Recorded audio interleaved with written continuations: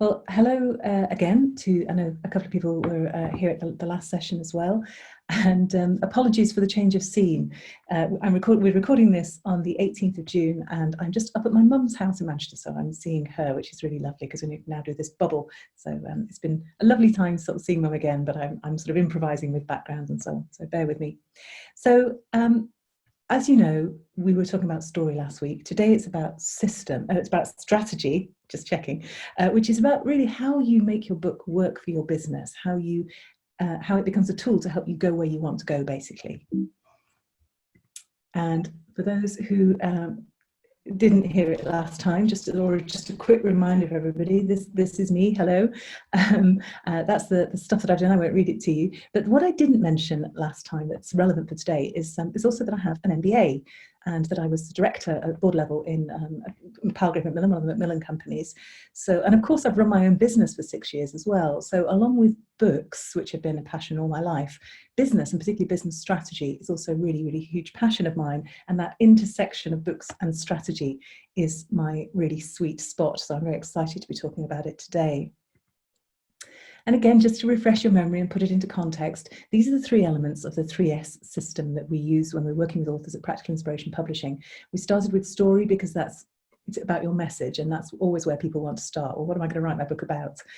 But we could equally well have started with strategy, because that's all about where am I going and how am I going to get there? And that's what we're really going to focus on today. And then next week, it's kind of about the implementation piece. So once you're really clear on your story, once you're clear on your strategy, how do you go ahead and make that happen? And particularly, how do you write your book and get it published? And when we talked about story last week, I showed you this kind of Venn diagram of the different elements of your story. So your story brings together your unique experience and your passions and your way of looking at the world, along with the needs of the customers that you're serving, and also the context in which you find yourselves. And that's what's happening now, but also the trends and the threats and the opportunities that are coming down the line at you. And remember, but this is hard, it matters, it takes time. This is not a 5-minute exercise. And finding your core message, the golden thread that's going to run through everything that you do, it is really hard. And it will also change over time, because while you're alive and learning, and while the world is changing, which, my goodness, the world is changing, none of the circles in that Venn diagram are static. So they will all continue to evolve, and so will your story. And I hope you can see already just how closely strategy is interwoven into that model of story, because it's not just about you, it's about the people that you want to serve and the way in which you want to serve them. So today we're really going to zoom in on that. What does that mean? We're going to look at how you translate story into strategy. And the reason that this matters is that your book should be a force multiplier. So force multiplier, definition here, it's a tool that gives you a kind of unfair advantage, a disproportionate advantage. And it was originally a military term. So if you were a small Roman force and you were going up against a large fortified town, numerically, things would look really bad for you. But because you were a Roman force, you would have your force multipliers. You'd have your siege engines, you'd have your training, your discipline, all advantages that the other side didn't have. And those crude numerical odds would be transformed in your favor. And if your book is strategically aligned at the center of your business, and if you've done all that work on your story, then all the activity that you do around researching and writing and marketing your book, that turns into that unfair advantage that can amplify your business impact. When I was doing my MBA and we came to the strategy model, I got really excited, because there's so much talk. We're going to find out, what is strategy and how do you do it, and how do you make a good one? And it turns out it isn't that simple, which, probably should have known really. Jack Welch has a famous quote about strategy, that strategy is basically just picking a general direction and implementing like hell. And that's kind of all it is, really. But I think the main thing that I learned on my MBA were tools and models to help me think more clearly, and also to communicate that thinking. And you'll find I use a lot of them in these presentations. I hope you find them as helpful as I do. But in terms of strategy, I think it's simply this. You don't just start where you are and think, well, what's the next step? you step back and you look forward and you say, well, where do I want to be going? What's the general direction in which I will implement like hell, in Jack Welch's terms? So, in 20 years from now, or if you're very elderly like me, maybe it's less, maybe it's 15, maybe it's 10, but in a good distance from now, actually, what do you want life to be like? What do you want your business to look like? What do you want to be known for? What do you want to be doing? Who do you want to be working with? Where's the money going to be coming from? And just work backwards from there. So if you've got that clear in your head, and again, that's not a quick job, then bring the focus back a bit. What does that mean for 5 years from now? What needs to be in place? What do you need to build? What do you need to change? What do you need to do differently?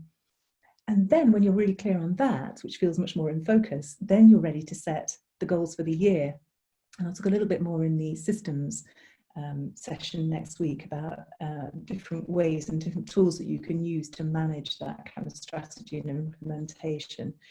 But I think the important thing is that you set your annual goals, your quarterly goals, your month goals in the context of that bigger 20-year vision. So you're not just doing incrementally more of what you're doing now or incrementally improving what's already in place.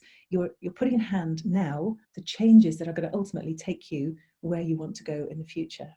And as I say, I'll talk about some more tools for that in the next session, but that's the broad picture. And this is not a model from my MBA course. This is one of my models, which I find hugely helpful.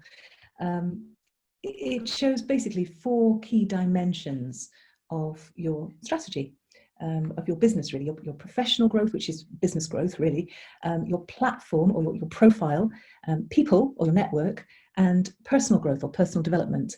And that last one, you might be a bit surprised to see there, but I just think personal growth has always been important. But right now, with the unprecedented change that we're facing, the ability to learn, to develop new skills, to spot new opportunities, more important than ever in your business. And of course, if you are a small business owner, then your personal development is inextricably linked up with the development of your business. And then running through all 4 quadrants, you can see that golden thread is your book. Not just the published book, which of course will have that unfair advantage, leverage that you want, but actually the researching of it and the writing of it and the marketing of it. And the shape that I've used there, you may recognize that. That's the logarithmic spiral or the growth spiral. And I love this line. It gives you that sense of, of expansion, of sort of exponential growth. And it's mathematical and it's organic. So whether you are a logical person or an intuitive person, it will speak to you. You find that logarithmic curve at all scales in nature, from the nerves in your cornea have this shape, the curve of a nautilus shell, even the arms of a galaxy. So it's logical, it's intuitive, it's instinctive, and I think it's the perfect expression of the business book writing journey because it embraces and expands all those aspects of your personal and professional growth. So what we're going to do in this presentation really is take each of those quadrants in turn and look at what strategy looks like there and how the book can help. So starting off with that professional growth, which, as I say, if you're an entrepreneur or a senior leader, is essentially business growth. And one of the most powerful and simplest models that I know and which I use almost on a daily basis here is the curve, which I learned from Nicholas Lovell, who's a guest on my podcast. It's dead simple. You can do it on the back of a fag packet, and you should just do it. I do it several times a year, and I always notice something.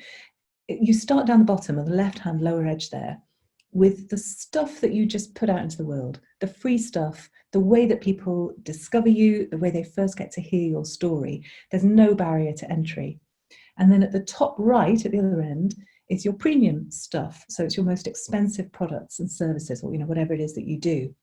And in between, you can see you just sort of map the stuff up there. And I'm just going to read you how Nicholas Lovell actually described how the curve worked on my podcast, because he said it brilliantly. The curve comes in 3 parts. You have to find an audience. That probably, but doesn't necessarily involve free. You have to earn the right to talk to them again. It's no good having a newsletter that you get people to sign up for if they immediately unsubscribe because your content's boring and rubbish. Then, having done those 2 things, found them and got the right to talk to them again, you have to let those people who really want to spend money with you, the people who love what you do, the super fans, spend lots of money on things that they value. Which is brilliant, isn't it? I mean, it's so simple.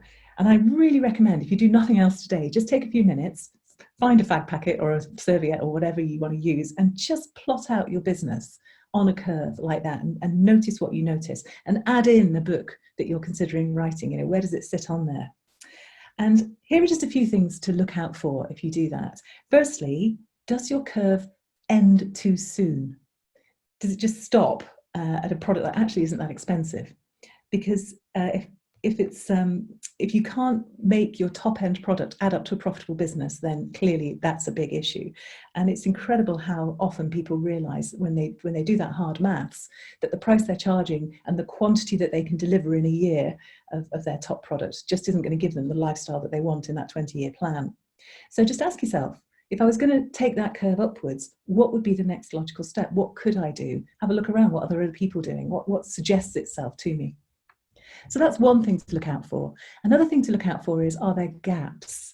Are there bits where people are going to fall off this curve because there isn't an obvious next step, or the next step is so far away and so much more expensive that it feels like a huge step? So if there's no offering, for example, between your book or a free talk and your top rated consultancy, you know, kind of 3-week program or something, then you're going to lose most of your interested but not completely committed potential clients, because people can take time to get to know and like and trust you. And of course, we spend money with people that we know and like and trust. And it can take literally years. And I found this myself, I'll show you my curve in a minute, for people to sort of move their way step by step along that curve. And they're gaining confidence and they're gaining trust at each step. So just ask yourself, what can you put in place? If your curve is gappy, what could go in place to make each step smoother and easier for somebody to take? And then make it as easy.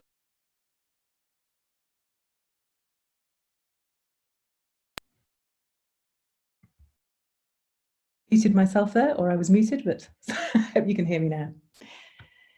So another thing to look out for is your curve aligned? So you might find that the stuff that you are giving away at the bottom isn't actually aimed at the same market as the stuff that you're selling at the top end. So you're bringing in the wrong people, and they're never going to move up the curve because the stuff that you're selling at the top, it just isn't aimed at them. So if that is the case, and it is so often because we have a lead generator that we produced ages ago and we don't sort of think about it as our business moves on, then what could you put down at that bottom left-hand end of the curve that will bring people in who are going to move up the curve to the stuff that you're giving away at the top? And obviously, since your job is basically just to move as many people as possible as smoothly and as quickly up that curve as you can, then think about what the call to action from your book should be. So if you have somebody who's read your book and they've spent basically hours listening to your voice in their head, which is an incredible privilege, and they've learned to like you, they've learned to trust you, but you have no idea who they are, what is the next step that they can take to work with you? And how can you make that as easy as possible and make that call to action in your book? So those are just a few of the things to look out for. You might find more. As I say, it's a really powerful exercise. I really, really recommend it. And just so you can see what it looks like in practice, going under the hood, here's my curve. So you're right on the left-hand side. If you're listening to this, but you're hearing me for the first time, then speaking, doing the podcast, these are things that I do that are just out there. There's kind of no barriers to entry. It's completely free. People just get that. And then they move up to the newsletter where if they've subscribed, they might listen to a PyQ webinar, which you have to register for. My book is in there. It's not free, but it's not expensive. And lots of people will take that as a first step. My book is called This Book Means Business. And then I've got some low-priced, I'll pick up on the proposal challenge particularly because that's a really good example of how things evolve on a curve. When I started off, the proposal challenge was free. I started about nearly 4 years ago now, I think. And it was just a great idea to kind of get people on board. I'd take them in 10 days through a book proposal. At the end of the challenge, they'd have a completed book proposal, which is fantastic in itself. They'd have done all that great thinking. One person would win a publishing deal, and I'd have lots more people who had a sense of what it was like to work with me and went on to buy stuff further up the curve, and it worked brilliantly. It worked too well. It got to the point where I had to start charging for the proposal challenge because there were too many people on it as a free, so it moved along the curve. Then I had to put the price up because it was getting too busy even at that lower price point. So now the proposal challenge is £200. It's a substantial way up that curve really. And I've brought in a writing retreat, which is more scalable because it doesn't involve one-to-one feedback. And that's kind of replaced its spot, if you like, on the curve. So just to show you then how that might work, at the end of the proposal challenge, if you're a graduate of a particular cohort, you have the opportunity to work with me in a boot camp, which is only open to people who've come out of that. If you go through the boot camp, then you get a discount off publishing with us. And so it goes on up the curve. So have fun drawing your own, but hopefully that will give you a bit more of a sense of how it can work in practice. And of course, I will be talking to you about the proposal challenge and so on later on. There's no surprises here. You can see exactly how it works. The next dimension, the next quadrant I'm going to talk about today is the profile or platform or visibility. It's got lots of different words. I just chose all the ones that began with P. This is Hyde Park Corner in the days before health and safety went mad and they said that you couldn't bring step ladders anymore. So this is Speaker's Corner, and people would bring along literally a soapbox or a little step ladder like this to raise themselves above the level of the crowd so that they could be seen and heard, so that people could see that they had something to say, that they were there as a speaker rather than a listener. And that step ladder, that platform, if you like, was their force multiplier. And I want you to think now about the digital equivalent today, because I doubt any of you want to trot down to Hyde Park Corner to do this. But now that you have your story, your message, what is the platform that's going to allow you to tell it effectively and to be heard? It might be a blog, it might be a vlog, it might be a podcast, which is what I chose and I love, and I'm very happy to talk about afterwards if you want to. It might be an Instagram, it might be a social media platform that exists, so it's not yours, but it's you're sort of taking somebody else's platform and using it really well, like Instagram or LinkedIn, or it might be a Facebook group. You can't do everything and be everywhere. So think about what's the best platform for you and your message and the people that you want to reach, and do it really, really well. And the key thing here is quality, yes, but also consistency, because it takes time to build that following and to establish trust. So you need a content strategy. So once you've got your platform, you need stuff to put out on it, if you like. Useful content that the people who you want at the top of that curve are going to find useful and valuable down at the bottom of that curve.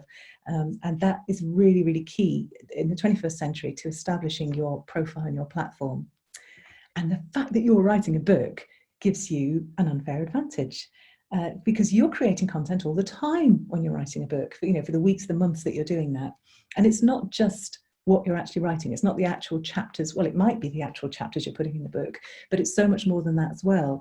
It's the insights that you're capturing, it's the research that you're doing, the reading that you're doing as well, and the stuff that comes out of that. So there's a question to think about.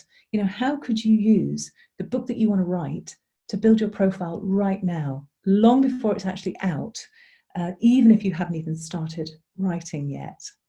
I'm going to come on to talk about a really interesting way to do this in a minute, but before we do, I just wanted to reintroduce you to the matrix that I talked about last time in story, because remember that writing is not just business writing in the way that we traditionally think of it. It isn't just reserved for that top right quadrant of expressing yourself when you've got it all clear and you want to try and convince and persuade people with a perfectly crafted message. Writing is so much bigger than that, and it's all about the exploration and expanding ideas and engaging people, which is where we're going next. And you can start that right now, and you can do bits of it in public. You probably don't want to do your free writing in public, but there's lots of stuff that you can do in public from the very, very first moment that you decide you're going to write a book. And all of that stuff will help you build your profile. And it takes us really nicely onto the third quadrant that we're going to talk about today, which is people. And this is where the magic really happens. Writing a book can give you a network strategy if you've never had a network strategy before. And it is the best way I know to enable you to reach upwards and outwards beyond your existing circle of contacts in a really non-salesy, non-icky way. And when I'm working with clients, I really encourage them to map out their network, their existing network, like this. Now, your groups might be a bit different. I don't know why I missed customers off here, but they should probably be there. Your existing customers, social media followers, your partners and suppliers, your industry peers, connectors and mentors, and useful contacts, by which I mean perhaps people with big networks of their own, potential joint venture partners, that sort of thing. And in each of those groups, you will have key relationships. People with whom you have a good relationship, people who will be willing to connect you onwards and outwards, to people that you don't yet know, if they have a good reason to do so. And you might have in the past tried to get those people to help you sell your products, and you might have felt your toes curling and hated yourself as you did it, and they probably felt a bit uncomfortable too, because sales conversations, are difficult, and simply saying to someone, will you help me, improve my business, grow my business, feels a bit icky, if you're like me. But if you are asking them about who they could connect you to because you're writing a book on a subject that you all care about, that is a completely different question, and it enables you to have completely different conversations and reach people that you probably, frankly, wouldn't have reached before. So here's some ideas for your people strategy. This is not an exhaustive list, but first of all, start by identifying those nodes. Who, so map out your relationship network and identify in each group who are the 3 or 4 key people, the people that you could just phone up and say, hey, I'm doing this thing. Who do you think I should speak to? Could you connect me to this person? LinkedIn's a fantastic tool for this, because you can, if there's somebody you particularly want to reach, if you look at them on LinkedIn, you can then see who you're connected to. They say it's 6 degrees of separation. Facebook did some research recently. It suggested it's about 3.5 degrees of separation now. We're so much more connected than we ever were. So the chances are, whoever it is you want to reach, there's a route through, starting with somebody that you already know, which is really exciting. And then once you've done that, how can you extend beyond your existing base to leverage other people's followings? So particularly thinking about the people who own big networks. If you can bring something of value to them, then they'd be really probably happy to partner with you. Everybody's on the hunt for good products, good services, good people, interesting topics. So how could you reach out to those people and get access to their following? Could you create your own community? And if so, what would that look like? Could you do more in collaboration with other people? You might find that partners and suppliers are a useful thing to think about here. Maybe you have a complementary offering and you could do something together. And just really throughout the whole thing, how can you collect material for your book? And it doesn't actually have to be a book, obviously. It could be a blog or a vlog or podcast. But how do you find the people who've got some interesting perspective that you can bring in and enrich what you're putting out into the world? And then just before we leave people, I want to share with you a super hack. And I'm slightly embarrassed that somebody had to point this out to me, but this was Patrick McGuinness, who I spoke to, I think, on episode 10 of the Extraordinary Business Book Club. We're on episode 220 odd now, so this is a long time ago. But as soon as I heard it, I started using it in the podcast. It was one of the standard questions that I would finish with in the early days. Now I'm kind of fighting people off, but when I was trying to build the podcast and get new guests in, I would say to each guest, who would be a good guest for the podcast? Who do you recommend? Who else should I talk to about this? And it's such a powerful question, because what happens, of course, is that the person that you're asking immediately kind of riffles through their mental Rolodex, and they want to give you a contact that's going to reflect well on them. So they give you their best name. And then when you go to that best name, you're not saying, hello, it's, you don't know me, but you're saying, so-and-so suggested that I come and talk to you. And again, that's a completely different conversation. So it's a really powerful way of really quite quickly expanding your network, particularly upwards. I had Robert Cialdini, who was one of my absolute, heroes of strategy, on the podcast, simply because I was speaking to somebody who recommended him, and I was able to say, your editor suggested that I talk to you, and that was great. So a really powerful question, which I commend to you in your people strategy, and so innocent looking, but so powerful. And then the final dimension of the model that we looked at before, those dimensions of the growth curve model, is personal growth. Because, as I say, taking your own growth and development seriously is so essential if you're going to stay competitive in a world that's moving as fast as this one is. And I love this quote by Seth Godin, who was another guest on the podcast, interestingly. People rarely talk about this as a reason to write a book beforehand. When they come to me knowing that they want to write a book, they're talking about having a business card, or reaching people, or getting more speaking gigs. But afterwards, so many of my authors will say, do you know what really happened in the course of this was that it benefited me individually so much. You know, the mastery and understanding of my subject, the depth of my thinking, you know, my mindset, my tolerance of being uncomfortable, my comfort zone, my self-confidence, my sense of what is possible.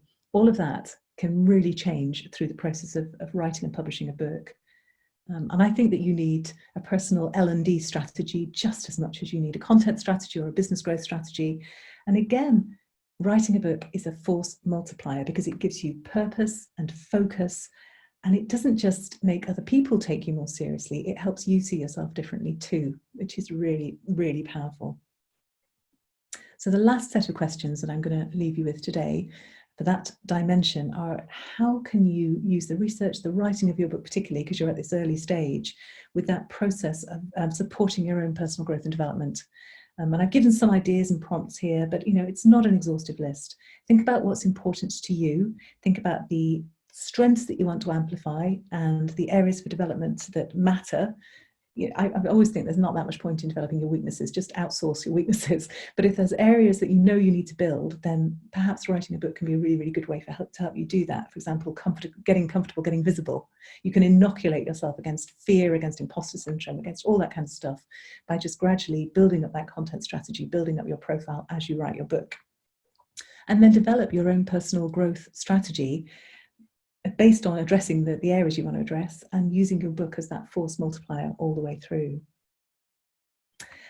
And that's the end of the sort of formal presentation part of today's strategy session. So next session, we're going to look at systems. We're going to look about how you implement all this stuff. So I'm looking forward to that next week.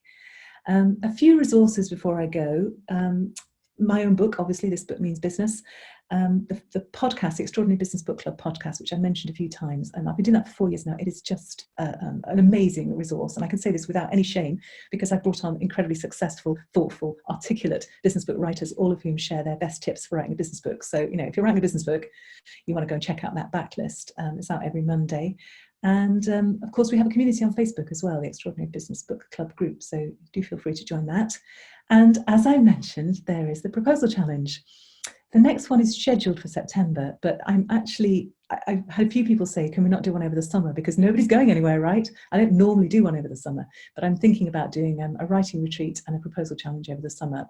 I will know, I need to just make a decision this week. So I might talk to you about that next week. But you have a discount code as members of the Rising Network. So if you want to sign up for the book proposal challenge, sign up for the September one, which is definitely going ahead. And then if I do one sooner, I'll give you the opportunity to move your booking to that one, and you can get a whopping 30% discount with that code. And as I say, that's really just, it's a way of taking you through the whole process of putting together a book proposal, which is almost the hardest bit. And it's in a supported way. I'm giving personal feedback at each stage. And at the end of it, you will have a complete book proposal and you could win a publishing deal, which is very, very cool. So that's it. I'm going to open it up to the question and answer bit of the session. And I'd love to hear what you took from that and talk through any questions you have.